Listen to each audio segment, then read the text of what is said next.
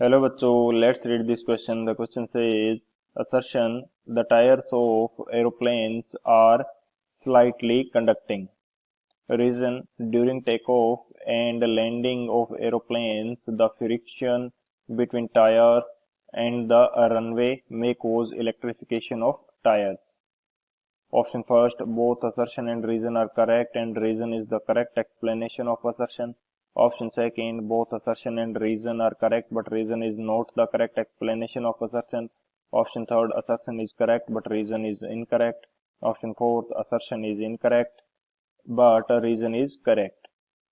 So basically इस question के अंदर हमसे क्या बोला गया है, असर्शन के अंदर में बोल रखा है कि जो एरोप्लेन के टायर्स होते हैं वो कंडक्टिंग होते हैं। रीजन क्या दे रखा है कि जब एरोप्लेन लैंड करता है या टेक ऑफ करता है तो फ्रिक्शन के कारण इनके ऊपर कुछ ना कुछ चार्ज प्रोड्यूस हो जाता है।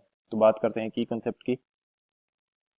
तो की कंसेप्ट के अंदर हम लोग डिस्कस कर लेते हैं कि जो हमारे पास एरोप्लेन यदि लैंड करेगा एंड टेक ऑफ करेगा तो फ्रिक्शन के कारण उसके ऊपर क्या इफेक्ट होगा।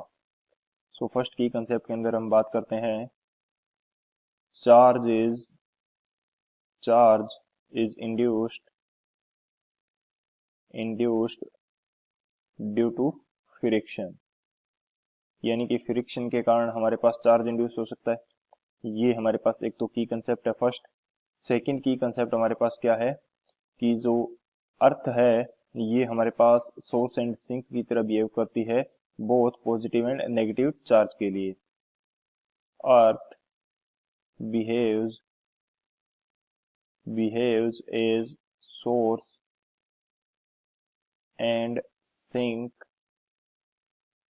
for both positive and negative charges, for both positive and negative charges, यानी कि हम जितना चाहें उतना पॉजिटिव या नेगेटिव चार्ज अर्थ से ले सकते हैं और जितना चाहें उतना पॉजिटिव या नेगेटिव चार्ज अर्थ को दे भी सकते हैं, क्योंकि जो अर्थ का पोटेंशियल है वीई ये हमारे पास जीरो रहता है। इस कारण से ये अर्थ जो है ये जितना चाहे पॉजिटिव चार्ज हमें दे सकती है, जितना चाहे पॉजिटिव चार्ज हम अर्थ को भी दे सकते हैं, चाहे नेगेटिव चार्ज हो वो भी सेम दिया या लिया जा सकता है। सो ये हमारे पास दो की कंसेप्ट हैं। अब बात करते हैं सॉल्यूशन की। सॉल्यूशन की यदि बात करें तो जैसे ही हम बात करते हैं एरोप्लेन की लैंडिंग या टेक ऑफ की बात की जाए, लैंडिंग की बात करें या टेक ऑफ की बात करें तो इसके जो टायर्स हैं वो रनवे के ऊपर मूव करते हैं एंड फ्रिक्शन होता है। फ्रिक्शन के कारण टायर्स के ऊपर चार्ज डेवलप हो जाता है। यहाँ पे चार्ज क्या हो जाएगा, इंड्यूस हो जाएगा। चार्ज इंड्यूस हो जाएगा तो यदि ये जो हमारे पास टायर्स हैं, टायर्स जो कंडक्टिंग नेचर के होंगे, कंडक्टिंग नेचर के यदि ये टायर्स होंगे तो जो टोटल चार्ज प्रोड्यूस हुआ था इनके ऊपर, ये टोटल चार्ज अर्थ को मूव कर जाएगा, विल फ्लो टुवर्ड्स अर्थ। क्योंकि इनके टायर यदि कंडक्टिंग नेचर के हैं तो कंडक्टिंग नेचर के कारण ये जो चार्ज है ये अर्थ की तरफ मूव कर जाएगा एंड अर्थ हमारे पास सिंक की तरह बिहेव करेगी इस कंडीशन के अंदर कि ये टोटल चार्ज अर्थ अपने अंदर ले लेगी।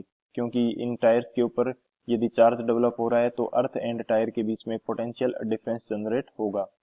डेल्टा वी की यदि मैं बात करूं, वी टायर्स के ऊपर जो पोटेंशियल है एंड माइनस वी ये अर्थ के ऊपर है, तो ये पोटेंशियल डिफरेंस के कारण high potential to low potential की तरफ ये चार्ज फ्लो कर जाएगा।